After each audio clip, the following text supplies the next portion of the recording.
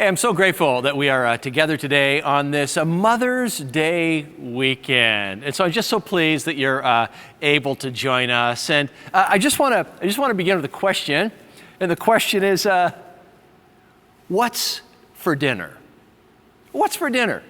Now, my wife, Chris, she can cook. I mean, she's just a great cook. Now, I cook too, but it's different. I pull breakfast responsibilities. I mean, on those long, leisurely mornings, sometimes Fridays, when it's just kind of a slow-moving day, I often make scrambled eggs, hash browns, that kind of thing. So I'm the breakfast guy, and also I have responsibilities with anything that's cooked outside. So the grill, hot dogs, bratwurst, hamburgers, steaks on the grill, I pull those responsibilities too.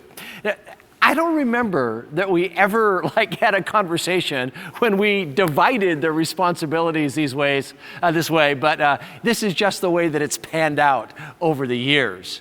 But inside, that's Chris's domain. I mean, if you're a guest in our home in the evening and there's dessert and melt in your mouth cookies are pulled out of the oven, that's Chris. Bubbling blueberry crisp, that's her too. Or if you're at our place for the evening and there's lasagna that has been made or baked chicken and rice, she's absolutely fantastic. So, If I walked into my home on an afternoon and I saw that the oven was preheated and there were ingredients and measuring bowls out on the island, I would immediately ask, "What's for dinner?" And she might just say, just wait, you'll find out. But imagine something with me. Imagine me walking into my home and saying, "Hey, Chris, what's for dinner?" And if she said, "Here, I've got it for you right here." And she hands me this, a cup of celery and carrot sticks, and I say, "Before dinner?" She says, no, that's dinner. I go, "Is this a hint?" "No, it's just dinner." "Ranch dressing?" "Nope, that's it." Would that seem like an interesting meal to you? Well, if this seems interesting to you, I want you to do something with me. I want you to travel with me to Proverbs chapter 15, verse 17. Check this out with me. It says, better a small serving of vegetables with love than a fatted calf with hatred. Better a small serving of vegetables with love for a meal than this fatted calf with hatred. Now, the Proverbs, many of them were collected or written by wise King Solomon, king of Jerusalem. And this is like 1,000 years before the time of Jesus. But he collected and wrote many of these wisdom nuggets. And you can immediately see that there are two things going on here. One is the menu item, better a small sampling of serving of vegetables. But there's something else going on here too when it starts talking about love and hatred. See, one question is what's for dinner? The second question is how are the people in the house getting along? Is there tension in the home? Is there this prevailing feeling of just warmth?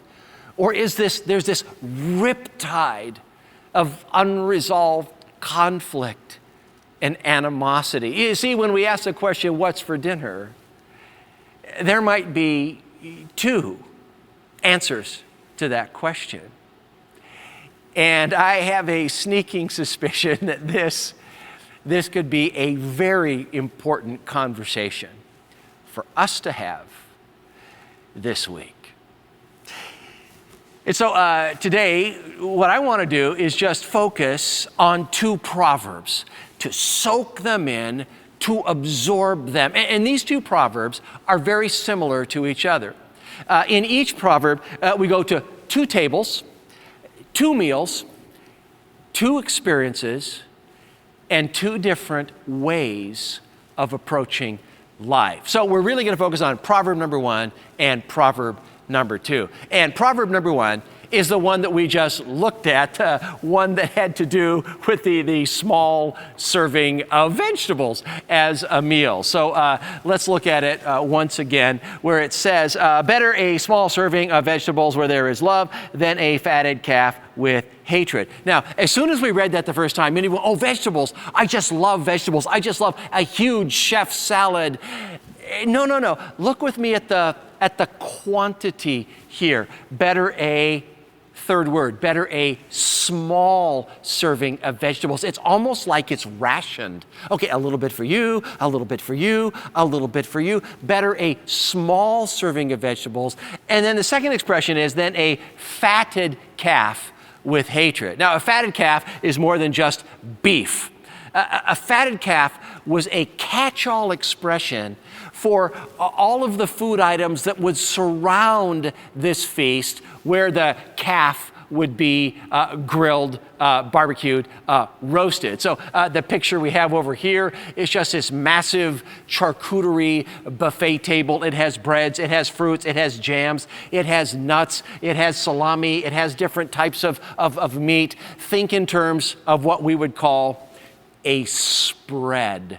And so what you have here is better a small in quantity and quality serving of vegetables where there's love than this spread, this fatted calf and all the trimmings with hatred. You see, each of these tables, the table of vegetables and the buffet table that's spread with all these good things, each of them, it's like they come with a side dish. And the side dish there, these right here, love and hatred. Better a small serving of vegetables where there is love than the fatted calf with hatred. To love means to cherish someone. To love means, I'm glad you're here. You're welcome here. I experience joy in your presence. I value you. The term hatred there is the opposite. It means to loathe someone. Hatred here is, why are you always in the way? I just wish you weren't around. So what's for dinner? Better a small serving of vegetables where you value the people that are around you and you express that value, than this spread that you can afford and prepare. Great food, but with this feeling that you're in the way. Why do you have to be here? Better a small serving of vegetables where there is love than a fatted calf with hatred. And I think it's a great conversation for us to have in this season. I think of the number of high school students who are just disappointed with the trips that have been canceled, the events that have been canceled, the ceremonies that have been canceled. And listen, disappointment is legitimate. It's okay to feel sad about some things. And yet what I also want to communicate is the possibility that you could be mad at it, the way things are going, and take out that anger on brothers and sisters, parents. You're angry at it and you express that anger at them in a way that communicates to them, why do you have to be here? You're in the way. I wish you weren't around. And I would just ask you, what's for dinner? What meal are you preparing for those around you? I think of the individuals who are living with a financial stress. Either it's financial stress that they're experiencing right now or just the fear of financial stress. We simply don't know the way the wind is going to blow in relationship to opportunities and income in the coming months. And it's possible for that stress to be so consuming that we begin to bark and bite at the people around us. And I would just ask, what meal are you preparing? Is it the meal that says, I value you and I'm glad you're here? Or is it the meal that says, get out of the way? And we talk in this season about being cooped up. The other part of that is that we're cooped up with each other. At least many of us are. And in many relationships, families and such, you used to get a break from each other. And now it seems like you're breathing each other's oxygen pretty much all the time. And tension surfaces, and sometimes conflict does not get resolved as rapidly as it should. And an argument over something yesterday robs us of joy today. There's a possibility with people in our house or in Zoom calls at work, in relationships in a hospital or with a school, to begin to treat people as if they did not count, are not valued, as if we wish they simply were not there. Better is a small serving of vegetables where there is love than a fatted calf, a spread with hatred and animosity. But let's go back to those two words.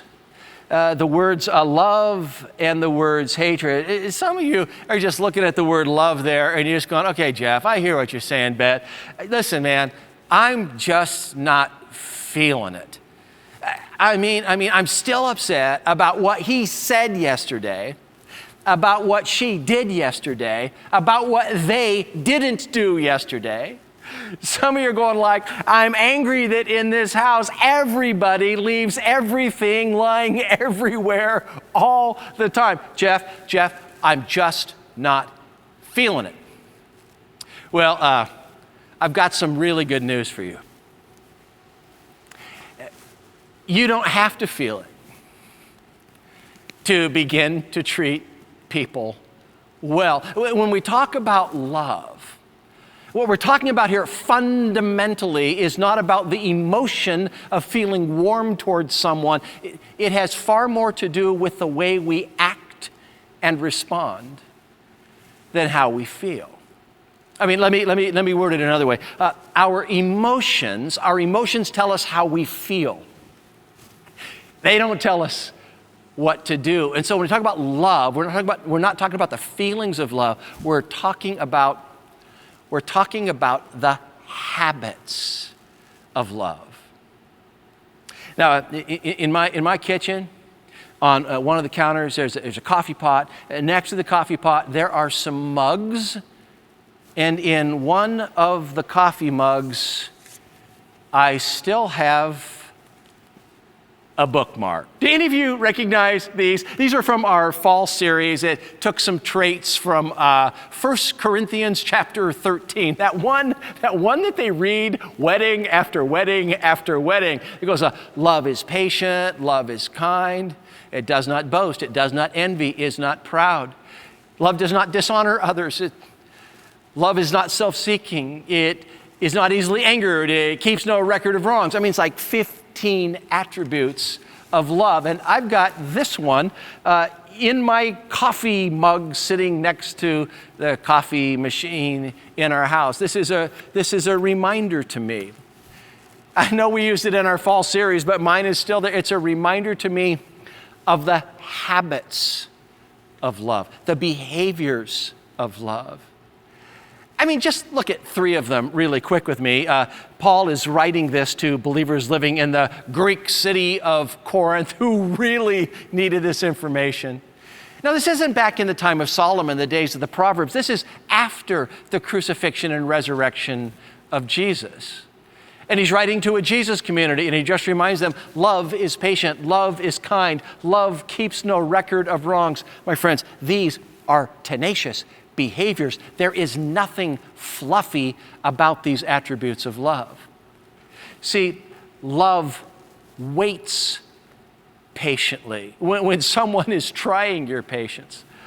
Love acts kindly when you don't necessarily want to.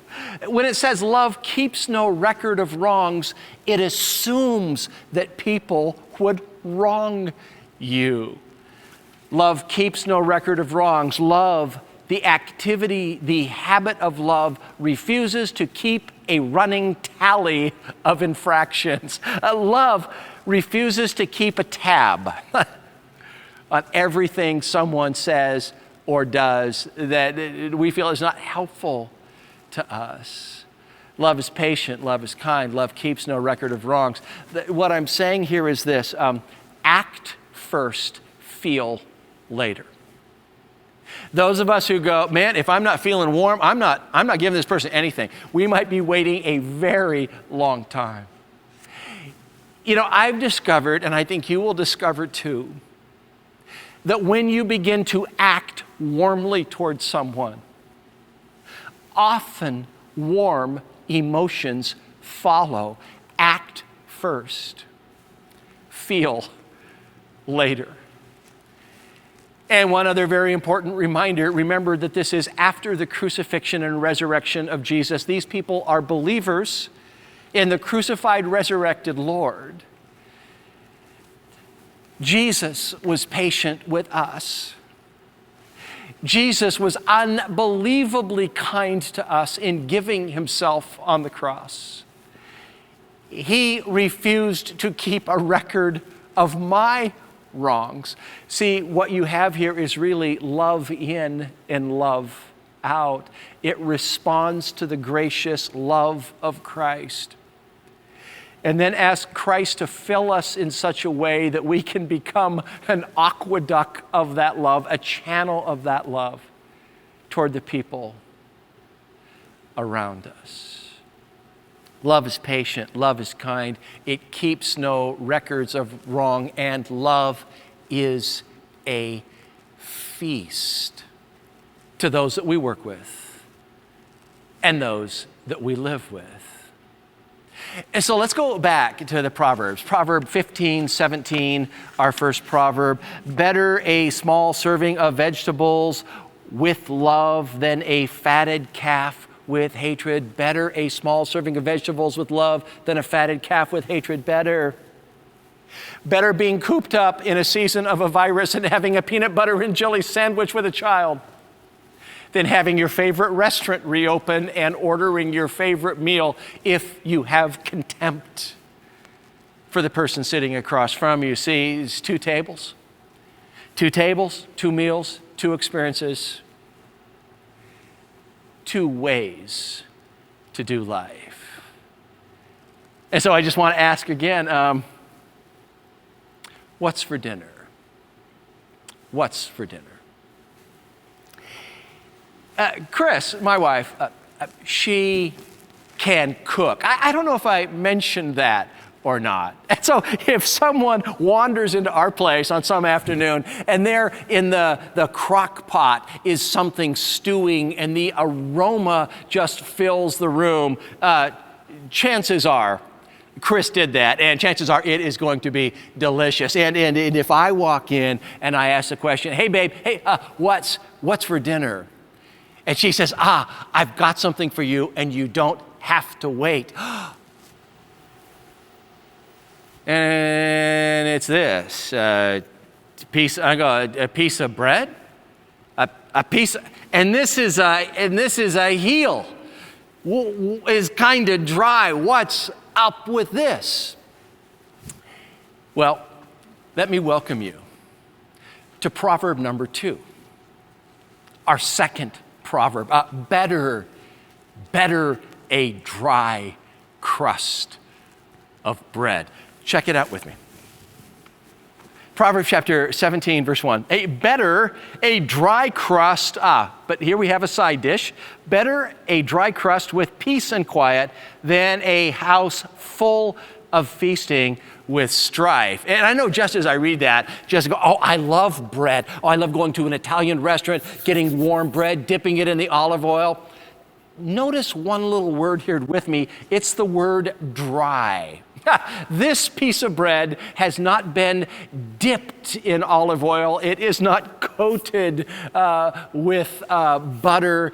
It's a dry crust. Better a dry crust of bread with peace and quiet than and the second expression, a house full of feasting with strife. And again, the house full of feasting, again, is a quantity issue as well as a quality issue. Here is a table loaded with delicious food, more than anyone could eat. But this dry crust of bread and this house full of feasting, both of these come with a little side dish. Better a dry crust than, let's take a look at, here we go. Better a dry crust with peace than a house full of feasting, and I think the word was strife. But in our culture, more often we use the word conflict, and that's what that word is about. Peace. Idea here of peace is, I'm safe here. This is a safe place. No one's sniping at me. No one's shooting at me. This is a safe place. And by this, I do not mean a house without conflict. And I don't mean a company without conflict, a hospital without conflict, or a school without conflict, because every organization will have conflict. The question here is this: is it an environment where it tends to get resolved, or is it an environment where it goes underground and just pops up in different ways later? Unresolved conflict. See, this has a primary atmosphere of resolved conflict, a house of peace. This, my friend, is a house at war. A house at war. I think there's just something that's really important to bring up in this conversation. Because when it's contrasting, small serving of vegetables to a fatted calf, when it's contrasting the ability to only afford, this piece of bread that you can't even dip in olive oil, and contrasting that to a house full of feasting, I know this taps into something in many of you where you just kind of go, Jeff, I want to be a good provider. I mean, do some of you feel that way? I just want to provide good things for my family. And I think this comes from a good impulse. To provide for yourself, to be a provider, to provide for yourself, to provide for those who depend on you. This is an honorable thing to provide financially. But it's not the only thing. And often it's not the most important thing. Sometimes I'll be listening to a guy and he'll say, I'll say, describe, the home you grew up in. And he'll go something like, my dad was a good provider. Now, what he means by that is probably that he had a dad who set an alarm clock, who got up faithfully every day, got into an automobile and drove off to a factory, an office, or a work site. The lights were on, there was food, there was clothing, the utilities were paid. My dad was a good provider, and this is an honorable thing.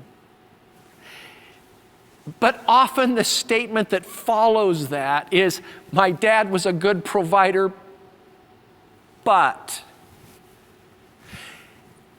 My dad was a good provider, but our house was volatile.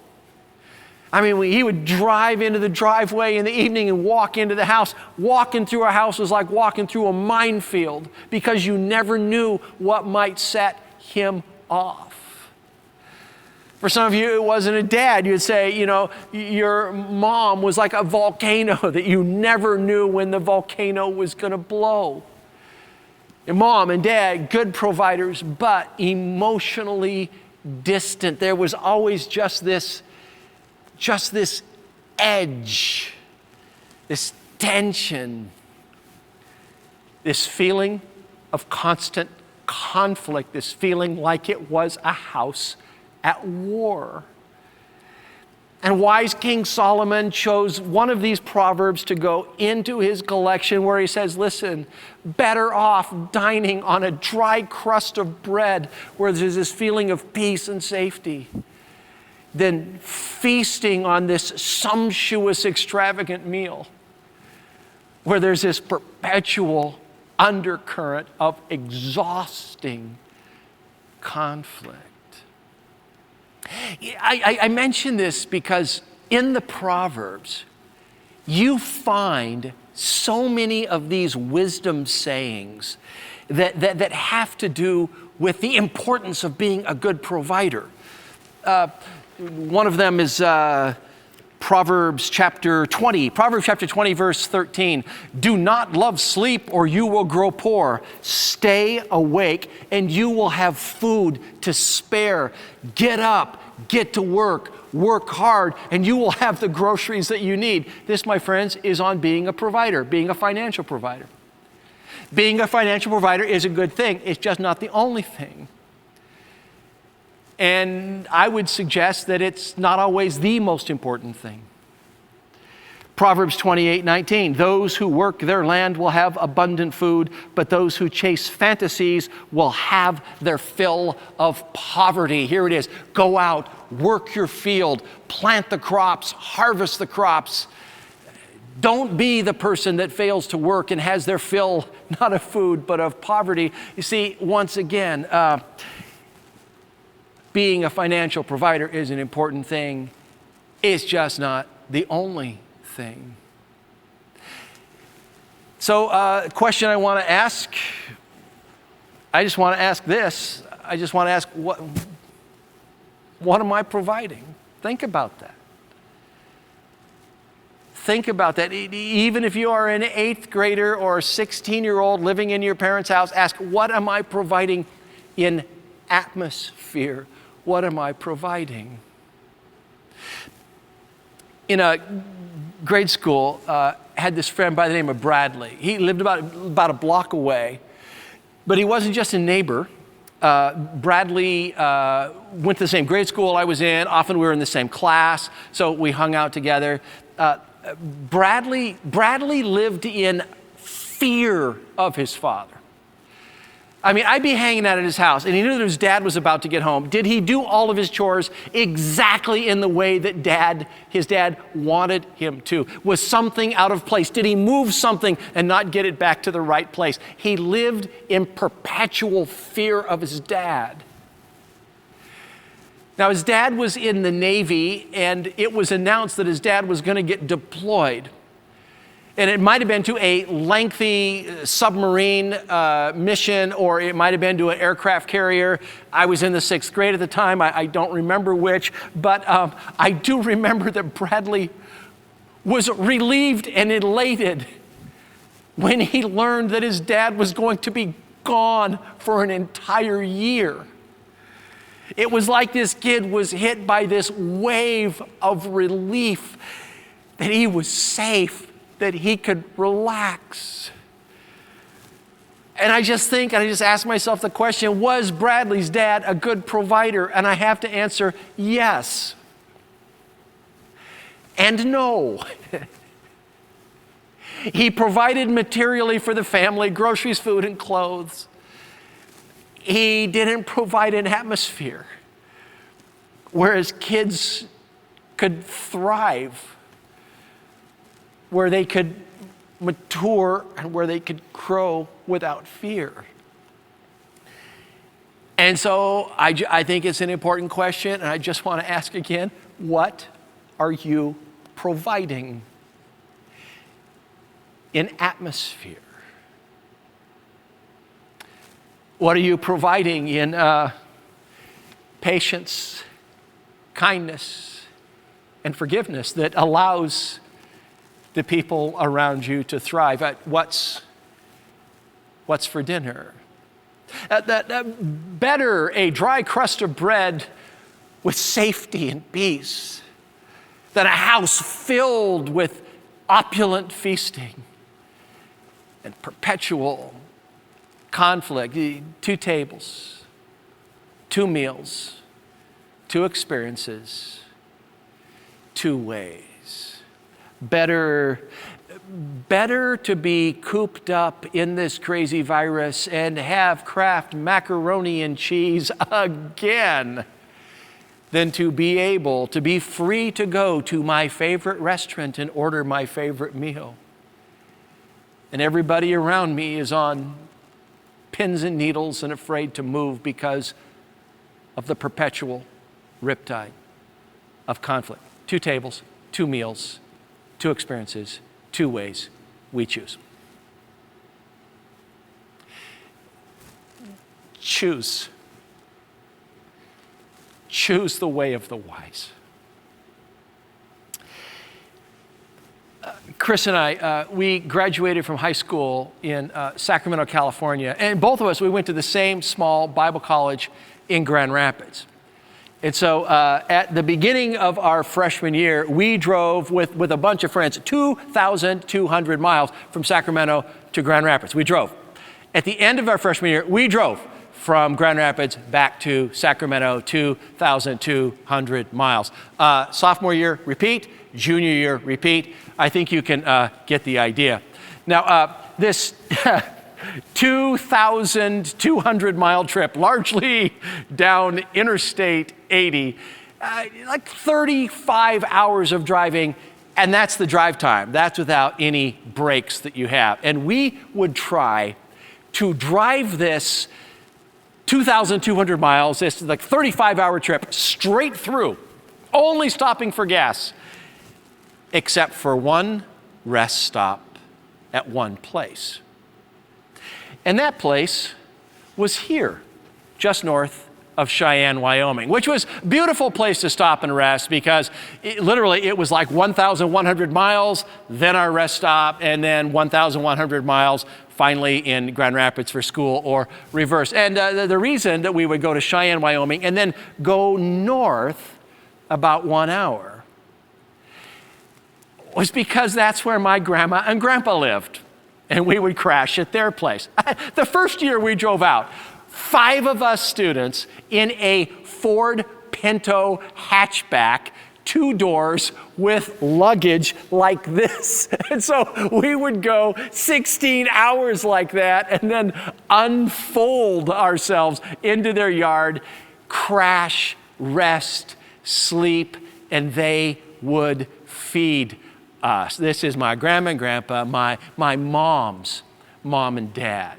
And so just indulge me for a moment because these people were dear to me. It's just a picture of my grandma and grandpa here. And I not only stopped at their place on my way back and forth to college, but I visited their place again and again and again and again when I was a child growing up. Their home that we would stop at was a mobile home.